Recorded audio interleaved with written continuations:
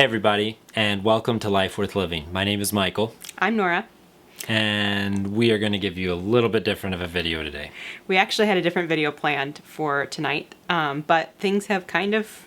Gone crazy in the last 12 hours. And I think it's true everywhere, so it's no surprise. And obviously the coronavirus is everywhere, literally and figuratively. People are talking about it, and it is on everyone's minds. And so we decided today to give you a little bit of a perspective on the virus from a missionary's perspective, but also how it is directly affecting us and missionaries all over the world, because it's definitely beginning to really affect us, even though as of right now there are no confirmed cases in the Solomon Islands. Actually, it was about 24 hours ago. Yeah. So technically, within the last 24 hours, things have started getting a little crazy. Last 24 hours ago, the Prime Minister of Australia basically closed down the borders of Australia to non-Australians.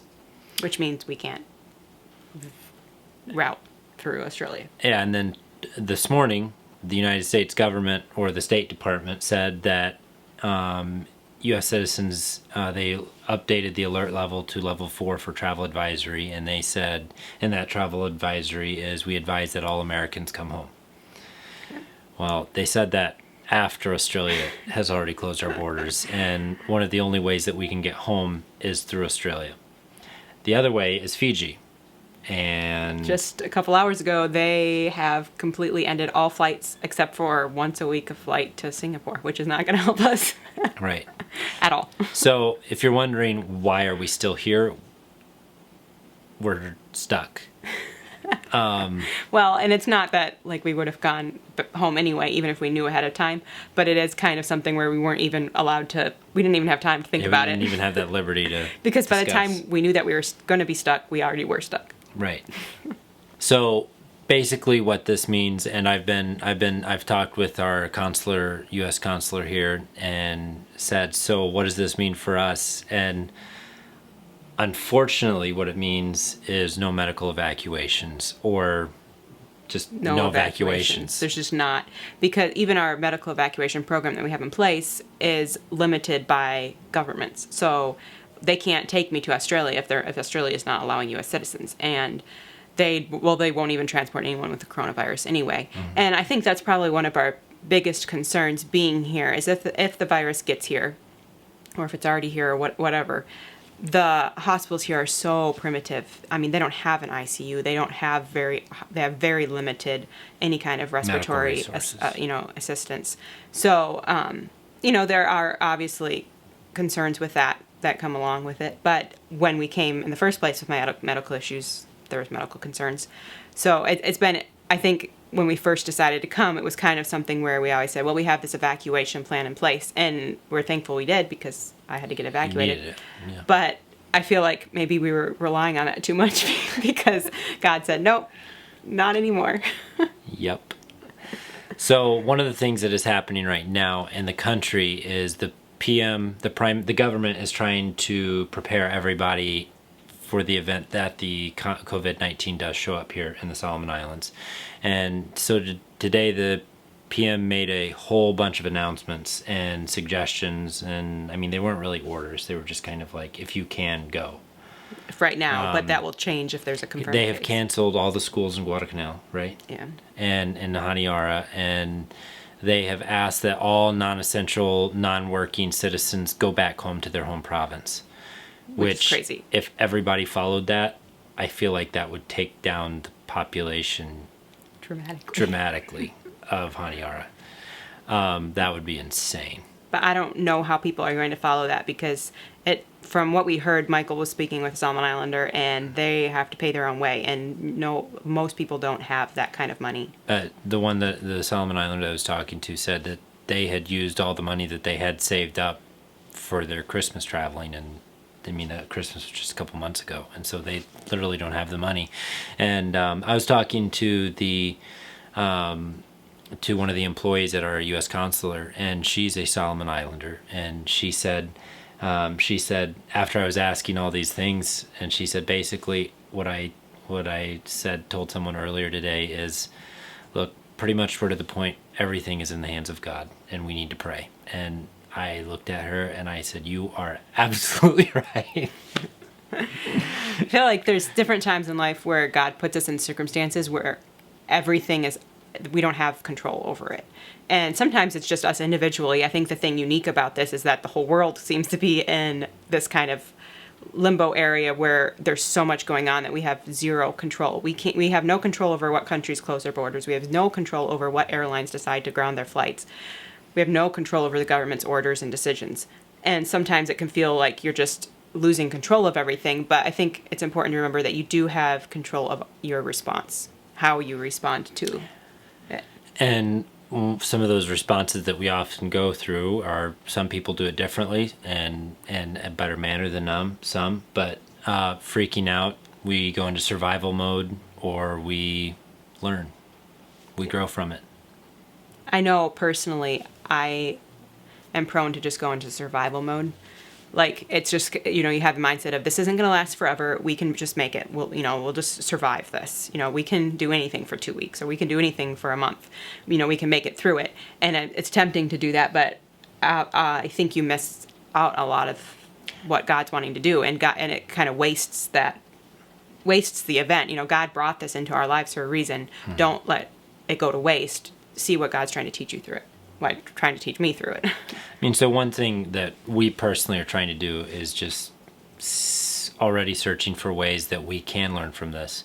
I was talking to Nora earlier today, and I said, we do have a little bit of an advantage because we've been told this is what's going to happen when COVID-19 shows up. Like, we're going to shut down.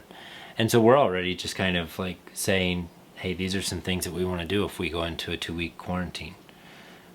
These are some things that we want to accomplish, or months quarantine. These are just some things that we want to do. And with goals that we'd like to accomplish, obviously we do not know what a quarantine will look like here. It's just, but we're going into it with a mindset of, we want to learn from this, and trying to be as positive and reliant on God as possible. Because that's what he ultimately wants of us, is he just wants us to trust him. Yep. And he has control of it. I think I was reminded of a few weeks ago, I was going through with my ladies' Sunday school class a passage, and I can't remember the exact reference, but it was talking about promises. We've been going over promises of God, and it was talking about how God promises our food, clothing, and shelter. And it smacked me across the face as I was going over this, looking at the ladies that I was teaching. And I realized how my mindset of that passage had been skewed my whole life, because I had grown up in the American context. And, where my thought of a shelter is a nice, comfortable house with air conditioning and heat and electricity and running water and indoor plumbing.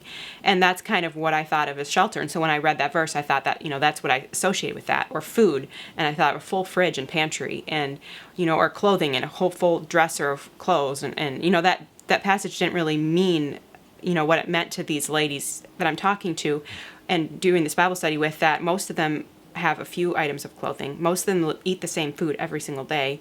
Most of them live in a house that, doesn't have any windows or doors, and is a grass roof, and, like wood floors. And I realized, we feel like some things that are necessities, and that are that we're owed them, and then they're really not necessities at all, and they're not owed to us. It kind of resets your perspective of, okay, wait a minute here. What is really required for life? And everything above that is just God's blessing. Yeah. Yeah, God's blessing. And I feel like the less that you have, the more you rely on him, and what a blessing that is in and of itself. Mm-hmm. One thing that I've been learning is from my 2 children, and just the complete peace that they have walking around the house. You could hardly tell that anything was going on in this world, with just how they're playing with their toys. And Corban just got a whole new thing of toys, so we could be in a hurricane outside or a cyclone outside, and he would be happy. So it was Corban's birthday 2 days ago. 2 days ago. And so and I was on the phone with my brother, and he pointed it out too. We were doing a video, and he's like, they just wouldn't even know. They don't even know, do they? And Corban knows that sick people were sick, and so grandma couldn't come. and then we prayed for all the sick people. Yeah, he's been saying, reminding us to pray for the sick people. But it's just amazing to me, the faith of a child. And even in Corban, when he doesn't fully understand faith, he doesn't fully understand who God is yet and who Jesus is. Just this tonight, we put him down to bed. He woke back up, and I went in. He started saying, "Daddy, Daddy." So I went in there, and first thing he said was, there was a big noise outside, and he said, "Daddy, pray." And he just knows that when he's scared, praying with him, and praying to God gives him comfort. And that kind of goes into a verse that we've been teaching him.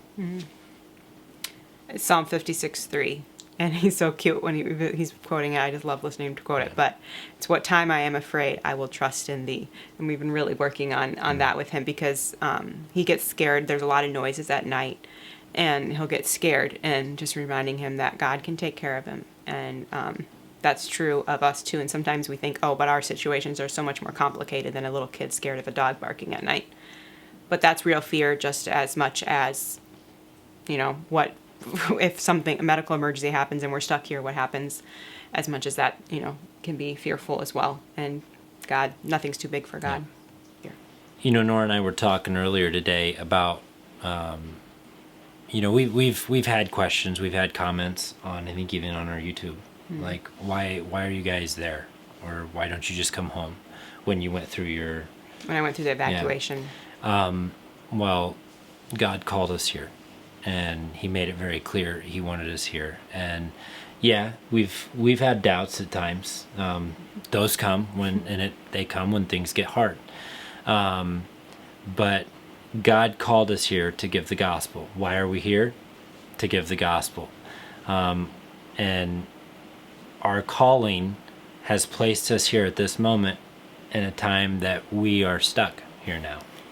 And so God has us here for a reason, and God's in control. God knows our situation, and at this moment we are putting our lives in his hands.